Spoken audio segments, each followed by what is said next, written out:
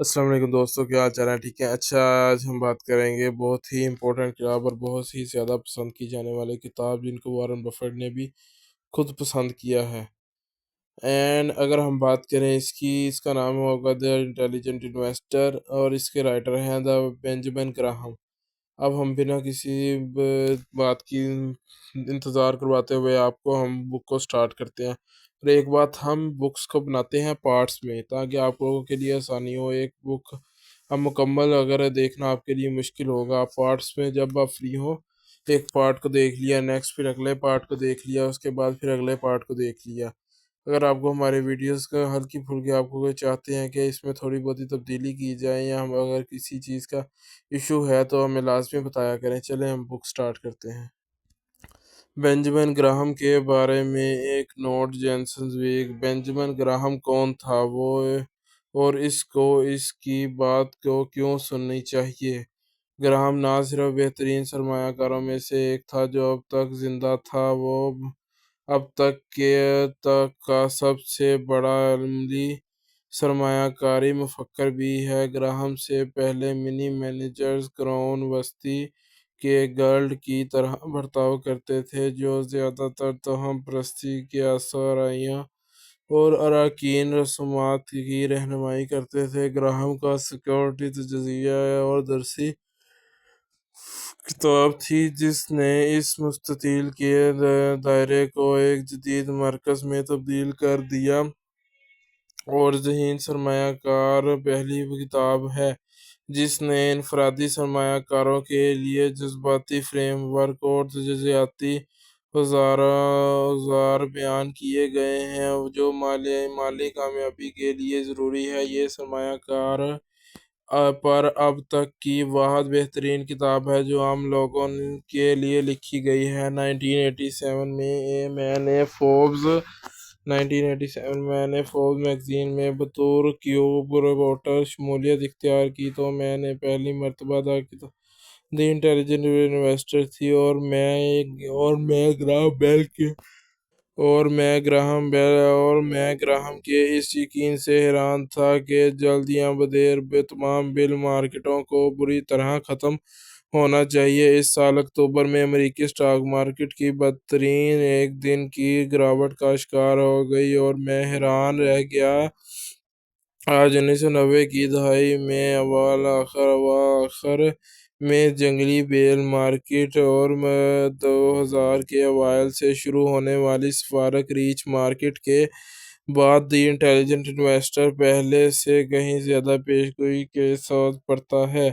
Graham نے اپنی بصیرت کو مشکل راستے سے حاصل کی، مالی نقصان کی تکلیف کو براہ راست محسوس کر کے، اور دہائیوں تک مارکیٹوں کی تاریخ اور نفسیات کا مطالعہ کر کے 9 مئی 1994 کو لندن میں پیدا ہوئے۔ ان کے والد چینی پکوانوں اور مجسموں کے ڈیلر تھے۔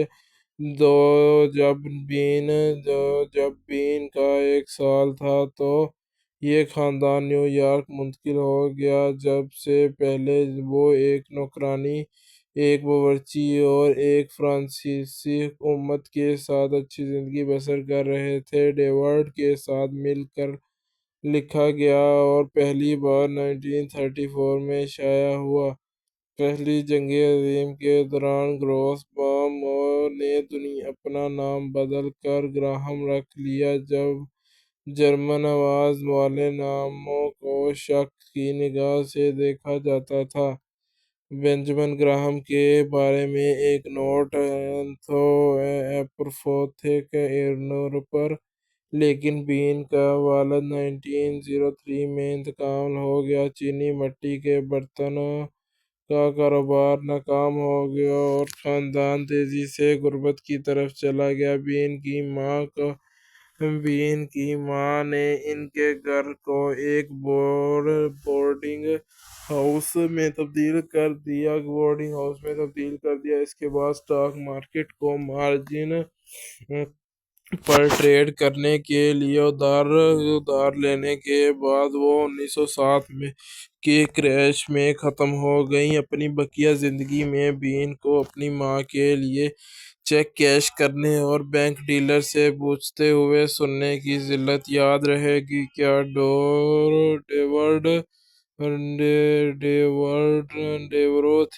ڈیورو تھی گراس بام $5 کے لیے اچھا ہے۔ خوش قسمتی سے گراہم نے کولمبیا میں اسکالرشپ حاصل کی جہاں اس کی ذہانت پورے پھول میں پھٹ گئی۔ انہوں نے 1914 میں گریجویشن کیا اور اپنی کلاس میں دوسرے نمبر پر رہے۔ گراہم کے آخری سیمسٹر کے اختتام پر انگریزی، فلسفہ اور ریاضی کے 3 شعبوں میں نے انہیں فیکلٹی میں شامل ہونے کے لیے اس کی عمر 20 سال تھی۔ تعلیم کی بجائے گراہم نے وال اسٹریٹ کو ایک موقع دینے کا فیصلہ کیا۔ انہوں نے بانڈ ٹریڈنگ فرم میں کلرک کی حیثیت سے شروعات کی، جلد ہی ایک تجزیہ کار بن گئے، پھر شراکت دار بن گئے اور پھر ہی عرصے میں اپنی سرمایہ کاری کا حصہ چلانے لگے۔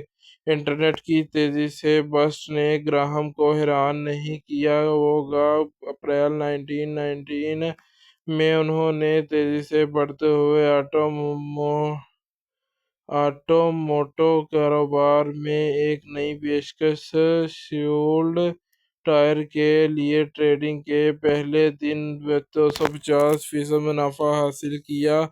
اکتوبر تک کمپنی کو دھوکہ دہی کے طور پر بے نقاب کیا گیا۔ اسٹاک بیکار تھا۔ گراہم مائکروسکوپک تقریباً مالیکیولر تفصیل میں اسٹاک مارکیٹ پر تحقیق کرنے کے ماہر بن گئے۔ 1925 میں امریکی انٹرا اسٹیٹ کامرس کمیشن کے ساتھ تیل پائپ لائنوں کی جانب سے جمع کرائی گئی غیر واضح رپورٹوں کا مطالعہ کرتے ہوئے انہیں معلوم ہوا کہ ناردرن پائپ لائن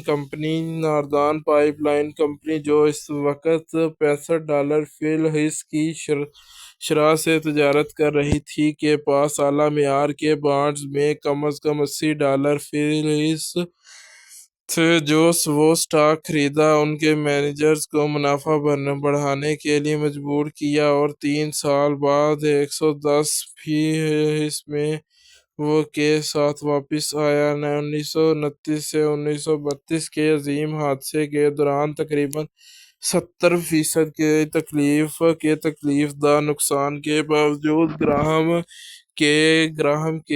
گراہم اس کے بعد زندہ رہے اور بیل مارکیٹ کے ملبے سے سودے بازی کرتے ہوئے پھلے۔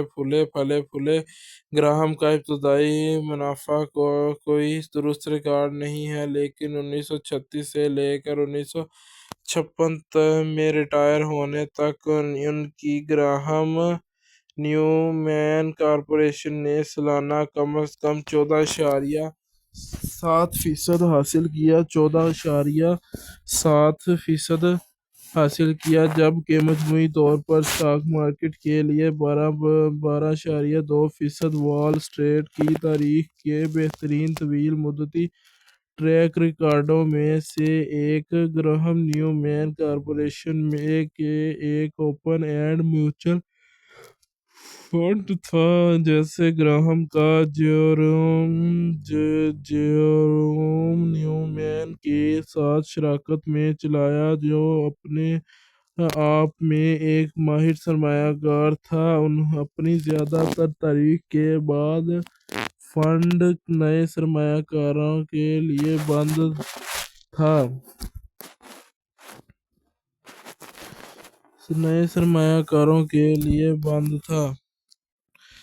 چلیں ہم نے نیکسٹ پڑھتے ہیں۔ نیکسٹ کیا تھا؟ بینجامن گراہم۔ اس ٹائم آپ کو سمجھ نہیں آ رہی لیکن آہستہ آہستہ آپ کو بک ریڈنگ کی سمجھ آنی شروع ہو جائے گی۔ بینجامن گراہم کے بارے میں ایک نوٹ۔ 12ویں گراہم نے کیسے کیا؟ گراہم نے اپنی غیر معمولی دانشورانہ طاقتوں کو گہری عام فہم اور وسیع تجربے کے ساتھ یکجا کرتے ہوئے اپنے بنیادی اصول تیار کیے، جو کم از کم آج بھی اتنے ہی درست ہیں جتنے ان کی زندگی میں تھے۔ ایک اسٹاک صرف ایک ٹکر علامت یا الیکٹرانک بلیپ نہیں ہے، وہ یہ ایک حقیقی کاروبار میں ملکیت کی دلچسپی ہے، ایک بنیادی قیمت کے ساتھ جو اس کے حص کی قیمت پر منحصر ہے۔ مارکیٹ ایک پینڈولم ہے جو ہمیشہ کے لیے غیر مستحکم امید جو سٹاک کو بہت مہنگا بنا دیتے ہیں اور غیر منصفانہ مایوسی کے درمیان گھومتا رہتا ہے۔ ذہین سرمایہ کار کا ایک حقیقت پسند جو امید پرستوں کو فروخت کرتا ہے اور مایوسی پسندوں سے خریدتا ہے۔ ہر سرمایہ کاری کی مستقبل کی قیمت اس کی موجودہ قیمت کا ایک فنکشن ہے۔ آپ جتنی زیادہ قیمت ادا کریں گے آپ سے آپ کی واپسی اتنی ہی کم ہوگی۔ اس سے کوئی فرق نہیں پڑتا کہ آپ کتنے محتاط ہیں۔ ایک خطرہ جسے کوئی بھی سرمایہ کار کبھی ختم نہیں کر سکتا وہ غلط ہونے کا خطرہ ہے، صرف اس بات پر زور دے کر جسے گراہم نے حفاظت کا مارجن کہا ہے، کبھی بھی زیادہ تر ادائیگی نہ کریں۔ کوئی بھی بات نہیں کہ سرمایہ کاری کتنی دلچسپ لگتی ہے۔ آج آپ اپنی غلطی کے امکانات کو کیسے کم کر سکتے ہیں؟ آپ نے مالی کامیابی کا راز آپ کے اندر ہے۔ اگر آپ ایک تنقیدی مفکر بن جاتے ہیں جو ایمان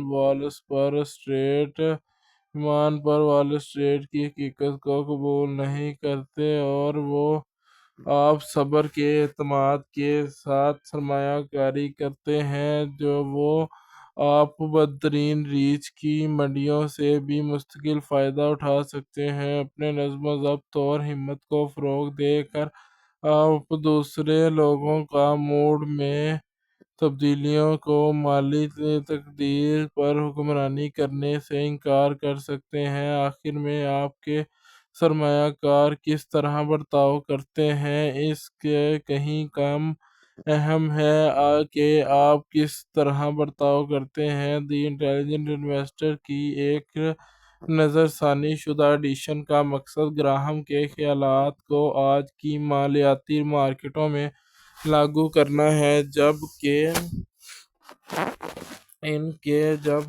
ان کے متن کو مکمل طور پر برقرار رکھنا ہے۔ گراہم کے ہر باب کے بعد آپ کو ایک نئی تفسیر ملے گی۔ ان قارئین کی گائیڈ میں نے حالیہ مثالیں شامل کی ہیں جو آپ کو دکھانا چاہیے کہ گراہم کے اصول آج بھی کتنے متعلقہ ہیں اور آزاد ہیں۔ گراہم کے اصول کتنے متعلقہ اور آزاد ہیں۔ گراہم نیومین کے منافع کا تخمینہ لگانے کے لیے ضروری اعداد و شمار فراہم کرنے والے والٹر شلوس کا شکر گزار ہوں۔ گراہم نے اپنے پوسٹ اسکرپٹ میں 20% سالانہ اوسط منافع کا حوالہ دیا ہے جس میں انتظامیہ کی فیس کو مدنظر رکھا گیا ہے۔ شاید وہاں پیش کردہ متن چوتھا نظر ثانی شدہ ایڈیشن ہے جسے گراہم نے 1971-1972 میں اپ ڈیٹ کیا تھا اور ابتدائی طور پر 1973 میں شائع ہوا تھا۔ بنجامن گراہم کے بارے میں ایک نوٹ۔ گراہم کے شاہکار کو پہلی بار یا تیسری بار یا چوتھی بار پڑھنے کے جوش و خروش اور روشن خیالی سے مجھے حسد ہے۔ تمام کلاسیکی فلموں کی طرح یہ دنیا میں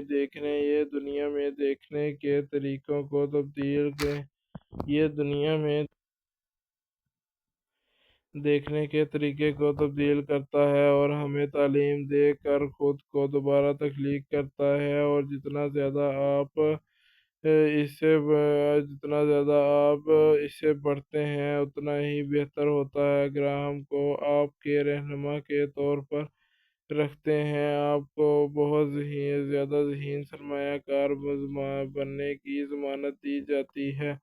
یہ کتاب کیا حاصل کرنے کی توقع رکھتی ہے؟ اس کتاب کا مقصد عام آدمیوں کے لیے موزوں شکل میں سرمایہ کاری کے بول کو اپنانے اور اس پر عمل درآمد کی رہنمائی فراہم کرنا ہے۔ سیکیورٹیز کا تجزیہ کرنا اور تکنیک کے بارے میں نسبتاً کم کہا جاتا ہے۔ زیادہ تر سرمایہ کاری پر توجہ دی جائے اصول اور سرمایہ کاروں کے رویے، تاہم ہم مخصوص سیکیورٹیز کا متعدد جامع موازنہ فراہم کریں گے، خاص طور پر نیو یارک اسٹاک ایکسچینج کی فہرست میں ایک ظاہر میں ساتھ ساتھ ظاہر ہونے والے جوڑوں میں، تاکہ اسٹاک کے مخصوص انتخاب میں شامل اہم عناصر کو ٹھوس انداز میں سامنے لایا جا سکے۔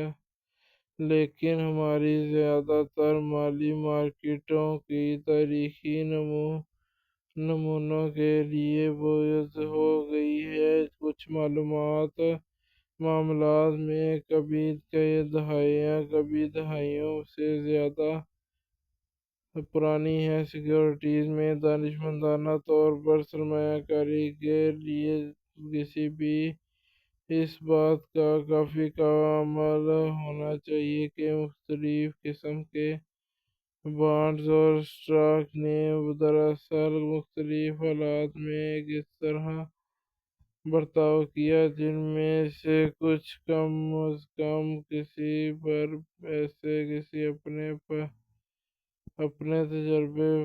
اپنے تجربے پر دوبارہ نہیں مل سکتے۔